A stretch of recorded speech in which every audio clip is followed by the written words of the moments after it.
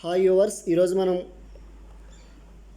First unit సంబంధించి post harvest టెక్నాలజీలో first యూనిట్లో మనకి హ్యాండ్లింగ్ ఆఫ్ ఫ్రెష్ ఫిష్ గురించి తెలుసుకుందాం.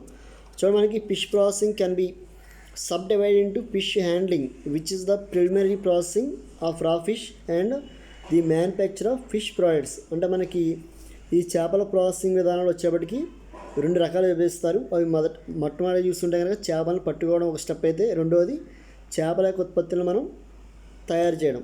ఈ 2 స్టెప్స్ అనే ఉంటాయి. In these days fish processing is undertaken artisan fishermen on board fishing or fish processing vessels and at fish processing plants. అంటే ప్రస్తుత కాలంలో మనకి చేపలు పట్టేవారు ఏం చేస్తారంటే వివిధ రకాల పద్ధతులు చేపలు పట్టుకోవడం జరుగుతుంది. తర్వాత వీటిని ఏం చేస్తారంటే ప్రాసెసింగ్ యూనిట్లకు పంపించి అక్కడ వివిధ రకాలైన పద్ధతుల్లో శుభ్రం చేయడం జరుగుతుంది. Fresh seafood profit potential is substantial because of relatively large margins and increased consumer concern for the nutrition quality of meat. అంటే మనకి ఎప్పుడైతే సముద్ర ఉత్పత్తులు ఫ్రెష్గా ఉంటే కనుక మనకి ఇన్కమ్ అనేది ఎక్కువగా ఉంటుంది. నెక్స్ట్ అదేవిధంగా కన్జ్యూమర్ ఎవరైతే చేపలని కొనుక్కునే వారు ఉంటారో వాళ్ళు ఏంటంటే తీసుకోవడానికి ఇష్టపడతారన్నమాట. అదేవిధంగా ఫ్రెష్ ఫిష్ ఎప్పుడు కూడా అధిక క్వాలిటీ కలిగి ఉంటుందన్నమాట, అంటే నాణ్యత కలిగి ఉంటుంది. Fish begin losing quality with moment they leave the water. అంటే చేపలు వాటర్లో ఉన్నప్పుడు మాత్రమే తాజాగా ఉంటాయి. ఎప్పుడైతే అవి వాటర్ లీవ్ అయినాయో వాటికి సహజత్వాన్ని కోల్పోతుందన్నమాట. So the most we can accomplish is to slow the rate of deterioration. అంటే అవి సో అందువల్ల ఏం చేస్తారంటే వాటి యొక్క నాణ్యత తగ్గిపోకుండా లేదా కుళ్ళిపోకుండా ఉండడం కోసం ఈ ప్రాసెసింగ్ అనేది చేయవలసి ఉంటుంది. It is not enough to buy or produce high quality fresh fish. అంటే మనకి తాజాగా ఉన్నటువంటి ఫ్రెష్ ఫిష్ మాత్రమే ఎక్కువ క్వాలిటీ కలిగి ఉంటుంది. చెడిపోయిన లేదా కుళ్ళిపోయిన చేపలు అనేవి నాణ్యత కలిగి ఉండవు. అదేవిధంగా ఎవరు వీటిని కొనడానికి ఇష్టపడరు. The product must also have a reserve of quality to carry to the consumer table. So వాళ్ళు ఏం చేస్తారంటే చేపల ప్రాసెసింగ్ విధానంలో నాణ్యతగా ఉండే విధంగా చూసుకుంటారన్నమాట. Consumers are critical judges with ultimately dictate a company sales profits growth potential. అంటే కన్జ్యూమర్స్ ఎప్పుడు కూడా చేపల యొక్క తాజా పరిస్థితిని బట్టి మాత్రమే వాళ్ళకి కంపెనీకి లాభాలు అనేవి ఉంటాయన్నమాట. అమ్మకం లేదా ప్రాఫిట్స్ గ్రోత్ అనేవి ఇవన్నీ కూడా ఆధారపడి ఉంటాయి. సో అందువల్ల చేపల ప్రాసెసింగ్లో మనకి చాలా ఇంపార్టెంట్గా మనం చెప్పుకోవచ్చు. చూడండి, review of the fish spoilage. అసలు చేపలు చెడిపోవడానికి కారణాలు ఏంటని చూసుకుంటే కనుక మనకి మెయిన్గా బ్యాక్టీరియా కారణం అవ్వచ్చు, ఎంజైమ్స్, అదేవిధంగా chemical changes, next other factors, next temperature. ఈ 4 కారణాలు కూడా ఏంటంటే చేపలు చెడిపోవడానికి కారణమవుతున్నాయి. సో ఇందులో మనకి బ్యాక్టీరియా చూసుకుంటే కనుక bacteria considered to be a primary cause of spoilage in fresh fish. అంటే తాజా చేప అనేది కుళ్ళిపోవడానికి కారణం ఏంటంటే bacteria one of the primary కాజ్గా మనం చెప్పుకోవచ్చు. The exist as a normal condition in the intestinal tract, slime and gills of fish and contribute the sour and fetid odours characteristics of spoiled fish. అంటే చేప చెడిపోయింది అని చెప్పడానికి మనకి ఏంటంటే ఇంటెస్టైనల్ ట్రాక్ట్ చూస్తారు. అంటే చేప యొక్క అంతర్వాహిక నుంచి నెక్స్ట్ వాటి యొక్క మొప్పలు కానీ వాటిని చూసి నెక్స్ట్ చెడు వాసన అనేది రావడం వల్ల ఏంటంటే మనం చేప చెడిపోయిందని చెప్పుకోవచ్చు అనమాట.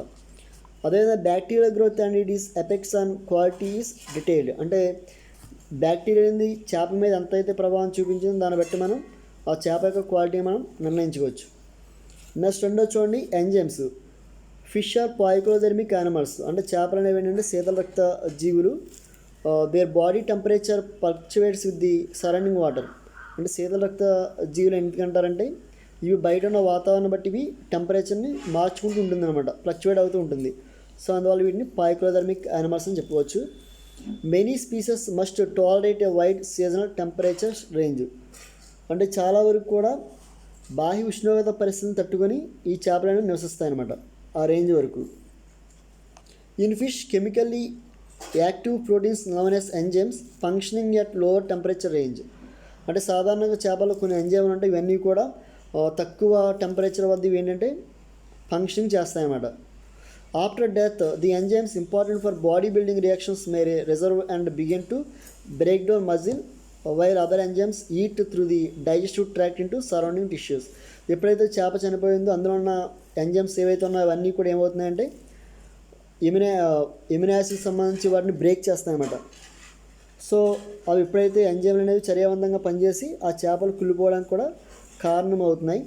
Perhaps even more significant enzymatic activity release simple protein building blocks, that is amino acids and peptide chains that are readily used as food by bacteria. అంటే ఈ ఎంజైమ్లు అనేవి దేహంలో గల కణజాలాలను అదేవిధంగా కండరాలను మజిల్స్ని కణాలను కూడా ఏం చేస్తాయని విచ్ఛిన్నం చేస్తాయి అన్నమాట. సో ఇది కూడా మనకి చేపలు చెడిపోవడానికి కారణంగా చెప్పవచ్చు. నెక్స్ట్ చూడండి కెమికల్ చేంజెస్ అంటే రసాయనిక మార్పు చూడండి. Sea foods have a large proportion of soft polyunsaturated fats and oils that are highly vulnerable to attack from oxidation. That condition leads to rancidity. అంటే చేపలు అనేవి అధిక మొత్తంలో మనకి మెత్తని అసంతృప్త కొవ్వులు మరియు నూనెలు కలగడం వల్ల ఏంటంటే అవి తొందరగా ఆక్సీకరణ చర్యలకి లోనవుతాయన్నమాట. దీన్నే మనం ఏం పిలుస్తామంటే ర్యాన్సిడిటీ అని పిలుస్తారు. Although more commonly associated with frozen fish than fresh, some fish may develop pronounced fishy flavors due to oxidation even when held fresh fish. సాధారణ ఏం చేస్తారంటే వీటి ఆక్సిడేషన్ జరగకుండా వీటి మీద ఎప్పటికప్పుడు వాటర్ కానీ డిఫరెంట్ టైప్స్ ఆఫ్ ఫ్రాజన్ సంబంధించి యూజ్ చేస్తారన్నమాట. అంటే కొన్ని ఫ్లేవర్స్ యూజ్ చేయడం జరుగుతుంది. నెక్స్ట్ చూడండి, the problem is aggravated by exposure to light and by some metals such as those found in cigarette ash and the iron present in the red flesh. అంటే మనకి ఇందులో చూసుకుంటే కనుక ర్యాసిడిటీ గల కారణాలు చూసుకుంటే కనుక లైటు, నెక్స్ట్ అదేవిధంగా కొన్ని మెటల్స్, అదేవిధంగా సిగరెట్ యాష్ దుమ్ము ధూళి కూడా మనకి ఆక్సిడేషన్ జరగడానికి తోడ్పడుతుంది అనమాట. ఇవన్నీ కూడా కెమికల్ ఫ్యాక్టర్స్ మనం చెప్పుకోవచ్చు. నెక్స్ట్ చూడండి, అదేవిధంగా అదర్ ఫ్యాక్టర్స్గా మనం చూసుకున్నట్టయితే like other meat animals fish eater rigor mortis అంటే stripping due to muscular contraction after death with a constant drop in pH. అంటే చేపలోని pHని ఎప్పుడైతే తగ్గిపోయిందో అవి ఏమవుతాయంటే రిగర్ మార్టిస్ అంటే బాడీ అనేది స్టిప్ కావడం జరుగుతుంది. అంటే చనిపోయిన తర్వాత వాటిని రిగర్ మార్టిస్ అని చెప్తారు.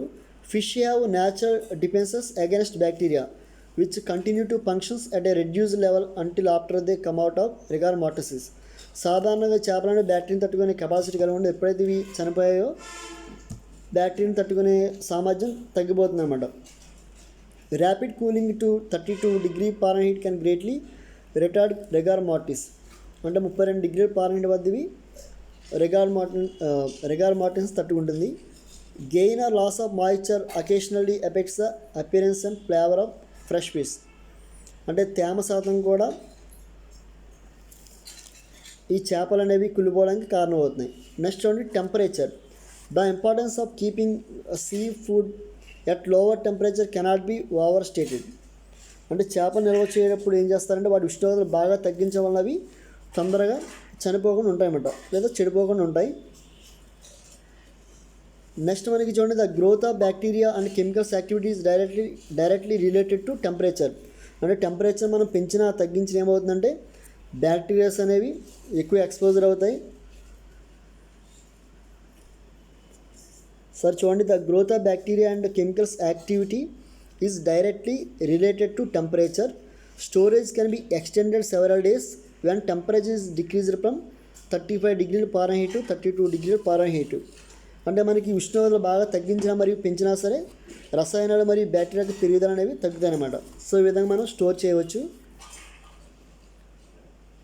సో మనం మెయిన్గా ఏంటంటే చేపల ప్రాసెసింగ్లో వచ్చేప్పటికి 2 రకాలు ఉంటాయి. చేపలు పట్టుకోవడం ఒకటి, వాటి ప్రోడక్ట్స్ని మనం ప్రాసెసింగ్ చేయడం, ఇవి ఉంటాయి. వీటిలో మనకి చేపలు చెడిపోవడానికి కారణాలు బ్యాక్టీరియా ఒకటి, next enzymes, next chemical changes, రసాయన మార్పులు, నెక్స్ట్ అదర్ ఫ్యాక్టర్స్ అంటే pH కానీ టెంపరేచర్ కానీ ఇవన్నీ కూడా మనకి చెప్పుకోవచ్చు. Okay, thank you.